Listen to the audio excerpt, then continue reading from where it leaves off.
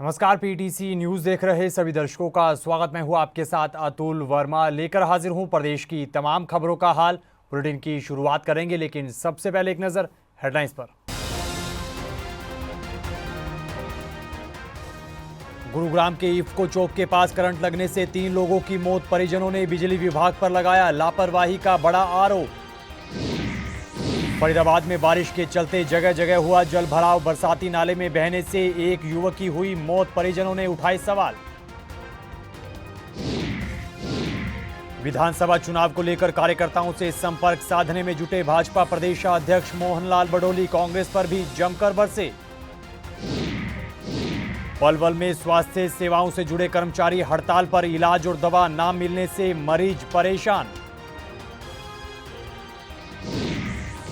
और चरखी दादरी की लाडली बेटी प्रीति सूदन बनी यूपीएससी की चेयरपर्सन। परिवार के सदस्यों ने जाहिर की खुशी।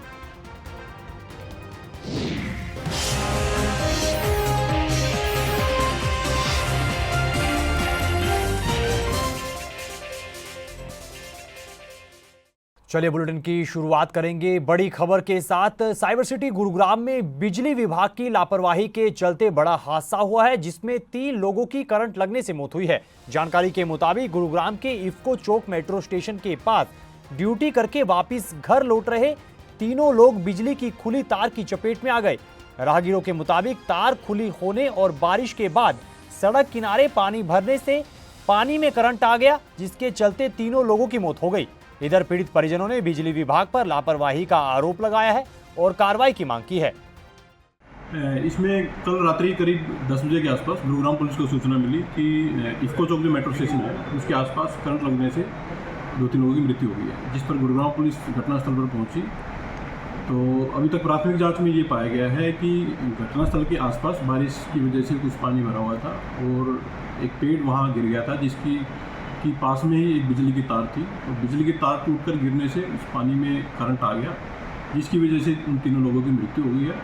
इसमें मृतकों की पहचान की जा चुकी है। मृतक सबसे पहले वसीम जमा नाम से उसकी पहचान हुई है। 55 वर्षीय यह व्यक्ति है और संगम विहार दिल्ली का रहने वाला है। दूसरे मृतक की पहचान जयपाल यादव के रूप में हुई है तथा वो नागा चौधरी महेंद्रगढ़ का निवासी है। तीसरे मृतक की पहचान देवेश वाजपेयी के रूप में हुई है और वो परमानेंट रूप से उत्तर प्रदेश का रहने वाला है। तीनों ही मृतक मानेसर की एक प्राइवेट कंपनी में नौकरी कर रहे थे तथा कल शाम को ये दुर्घटना उनके साथ। खबर यमुनानगर से है। यमुनानगर के गोलनपुरा गांव के पास नेशनल हाईवे 344 पर बड़ा हादसा होने से टला है। जानकारी के मुताबिक हाईवे पर सड़क का एक हिस्सा धंस चुका है और सड़क का हिस्सा धंसने से ट्रक उसके बीचों बीच समा गया। जानकारी के मुताबिक यह हादसा तब हुआ जब ट्रक अपनी स्पीड से चल रहा था और चलते चलते अचानक सड़क धंसने से ट्रक गड्ढे में जा गिरा, जिस कारण ट्रक का अगला हिस्सा पूरी तरह से क्षतिग्रस्त हो गया। वहीं हादसे में ट्रक ड्राइवर और क्लीनर बाल बचे हैं। दोनों को हल्की चोटें आई हैं। इधर सड़क का एक हिस्सा धंसने के पीछे का कारण बारिश नहीं बल्कि हाईवे के नीचे डाला हुआ एक पाइप बताया जा रहा है, जिसके रिसने से जमीन नीचे से खाली हो गई और ये हादसा हो गया।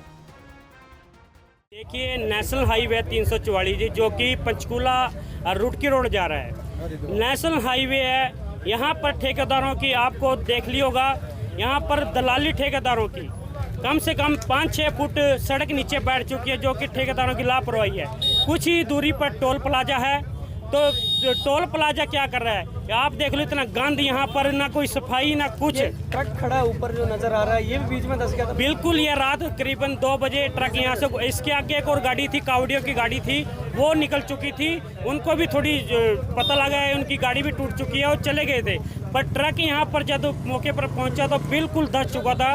ट्रक वाले को भी चोट लगी है, कनेक्टर को भी चोट लगी है। रात तकरीबन 2 बजे ड्राइवर और ट्रक को निकाला जी।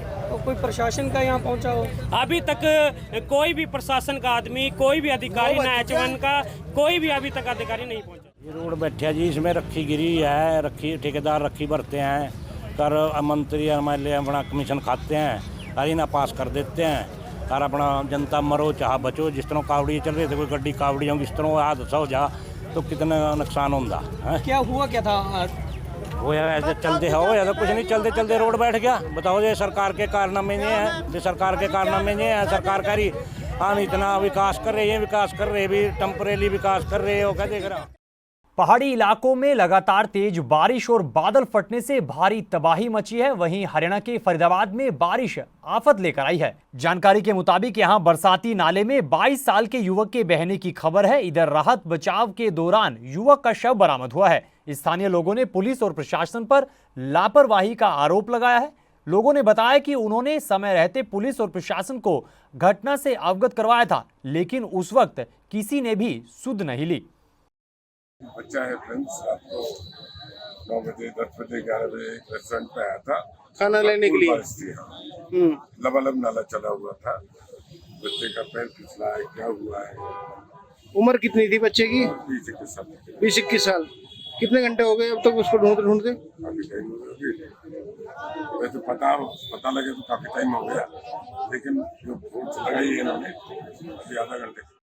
इधर फरीदाबाद में बीती शाम हुई बारिश के बाद जगह जगह पर जलभराव की तस्वीरें सामने आई हैं। जानकारी के मुताबिक बारिश के चलते ओड रेलवे अंडरपास में पानी भर गया, जिस कारण स्थानीय लोगों को आने जाने में काफी परेशानी झेलनी पड़ी। इधर स्थानीय लोगों ने जलभराव की समस्या को लेकर अपनी नाराजगी भी जाहिर की।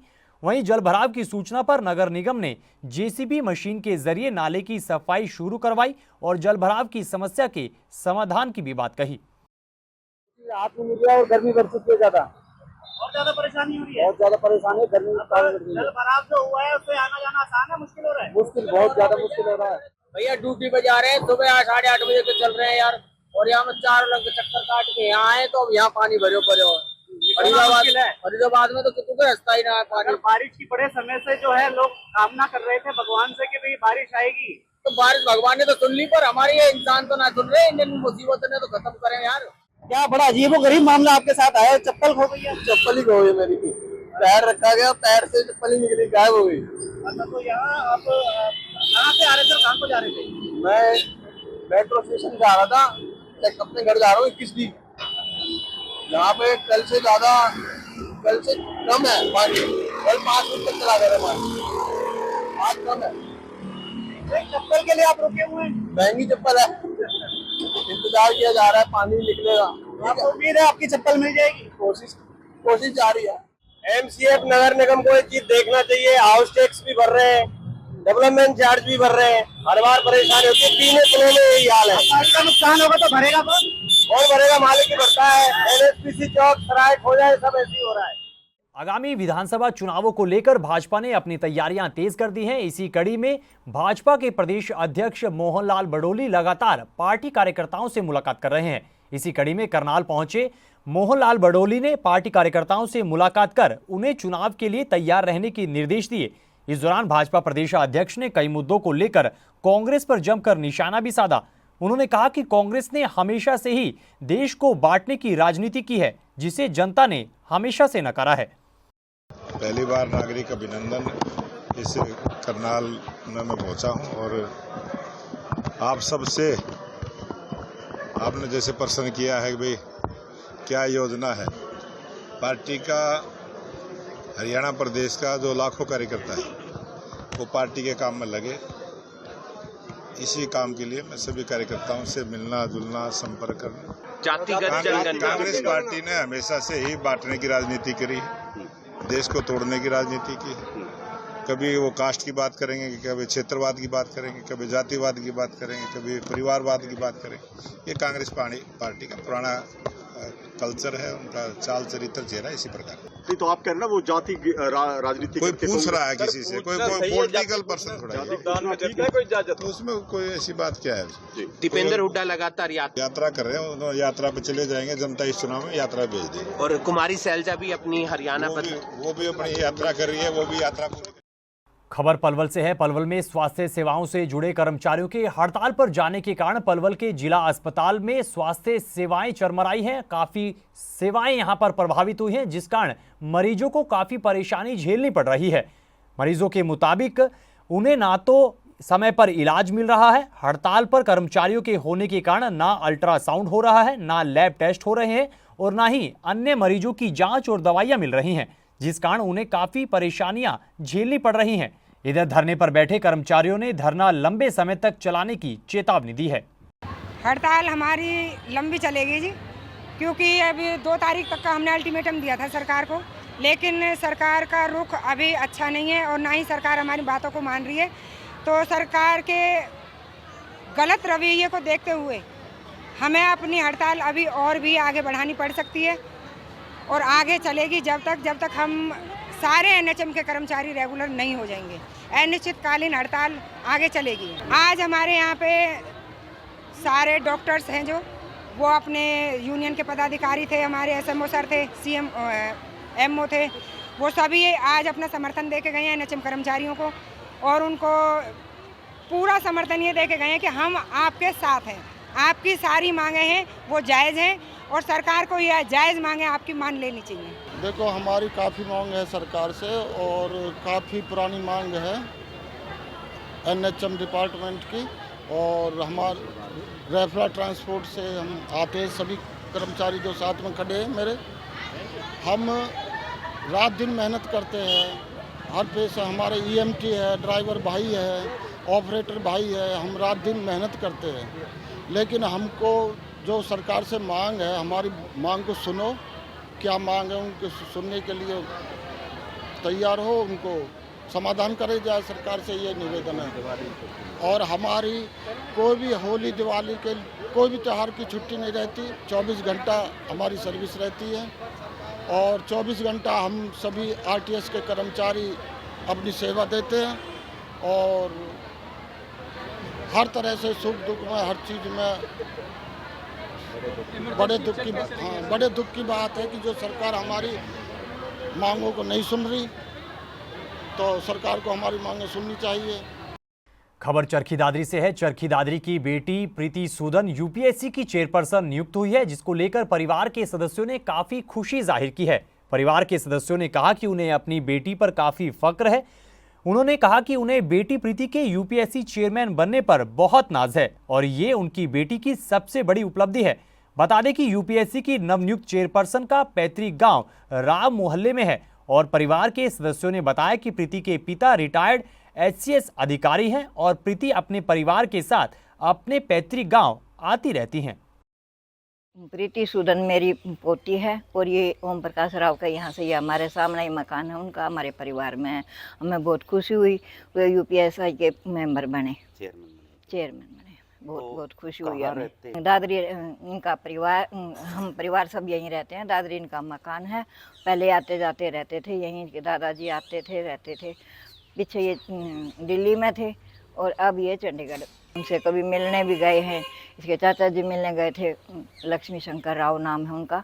एक बार कोई दिक्कत आ गई थी तो फिर मिलने भी गए थे और परिवार के बारे में सारी बातें उन्होंने जानकारी भी है। बहुत खुश हुए, बोले भाई आप आए दादाजी तो मुझे बहुत खुशी मिली है। चरखी दादरी से हमारी जो बहन है वो अपने यूपीएससी की अभी चेयरमैन सेलेक्ट हुई हैं। ये हमें बड़ी खुशी है इस बात की कि वो वहाँ पे सेलेक्ट हुई हैं। इससे पहले वो हेल्थ की डायरेक्टर दिल्ली थी और चरखी दादरी से उनका पुराना संबंध है। उनके पेरेंट्स वगैरह सब यहीं से रहते थे। हाँ जी, अब वो फ़िलहाल पंचकुला रहते हैं और हमारा मिलना जुलना तो होता रहता था, लेकिन फिर भी अब काफ़ी दिन से मुलाकात नहीं हो पाई क्योंकि दिल्ली हमारे बेटे का एक्सीडेंट हुआ था, उसमें उन्होंने वो बड़ी मदद की थी क्योंकि वो हेल्थ डायरेक्टर थी दिल्ली। हाँ जी, यहीं पे उनका मकान है और उनके फादर वगैरह तो आते जाते रहते हैं और इनका आना जाना तो मुश्किल है क्योंकि ये आंध्रा में रहती थी। हरियाणा सरकार की ओर से चलाई जा रही हैप्पी कार्ड योजना का लाभ नारनौल के लोग भी ले रहे हैं। इस दौरान लाभार्थियों ने सरकार की इस योजना की जमकर सराहना की है। लाभार्थियों ने कहा कि उन्हें हरियाणा सरकार की इस योजना के तहत हर साल हरियाणा रोडवेज की बसों में 1000 किलोमीटर तक मुफ्त यात्रा का मौका मिल रहा है, जिसको लेकर उन्होंने सरकार का आभार भी व्यक्त किया है। और जो ये सरकार ने जो ये स्कीम चलाई है हैप्पी कार्ड की, उसके जरिए हम 1000 किलोमीटर तक यात्रा कर सकते हैं। इसके लिए फ्री कर सकते हैं। इसके लिए मैं सरकार का बहुत आभार प्रकट करती हूँ क्योंकि जो गरीब हैं उनको भी सहायता मिल सके। हैप्पी कार्ड के बारे में ये है जी कि ना जो गरीबों की है वो सहायता है। रोडवेज में 1000 किलोमीटर की यात्रा फ्री में है। सरकार ने बहुत अच्छा काम किया है। जो हैप्पी योजना चली है ये बहुत हैप्पी कार्ड ये योजना जो कि 50 रुपये में लागू की है, जो हमारे लिए बहुत ही फ़ायदेमंद है। जो हमारे परिवार के 10 सदस्यों का मतलब हैप्पी कार्ड योजना हुई है, जो कि 1 साल हरियाणा रोडवेज में फ्री 1000 किलोमीटर तक मतलब बहुत ही अच्छे स्कीम निकाली है, सफ़र कर सकते हैं, जो कि हरियाणा रोडवेज ने सरकार ने बहुत ही अच्छी स्कीम निकाली। आपको बताना चाहता हूं कि जो हरियाणा सरकार ने हैप्पी कार्ड की एक स्कीम बहुत बढ़िया लॉन्च की है, जिसके अंदर हैप्पी कार्ड धारक को 1000 किलोमीटर प्रति वर्ष फ्री सुविधा उपलब्ध हरियाणा रोडवेज की बसों में, साधारण बसों में फ्री के लिए यात्रा फ्री कर सकते हैं। अब तक जिले में कितने हैप्पी कार्ड? अब तक जिले के अंदर 63,118 कार्ड आ चुके हैं, जिसके अंदर से हमने 34,291 वितरित कर दिए हैं। बाकी 28,827 बाकी बचे हुए हैं।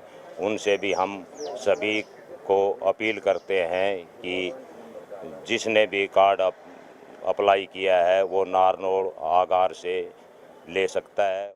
तो इस खबर के साथ फिलहाल इस बुलेटिन में इतना ही, लेकिन पीटीसी न्यूज़ पर खबरों का सिलसिला बदस्तूर जारी है। आप बने रहिए पीटीसी न्यूज़ के साथ। फिलहाल के लिए दीजिए इजाज़त। नमस्कार।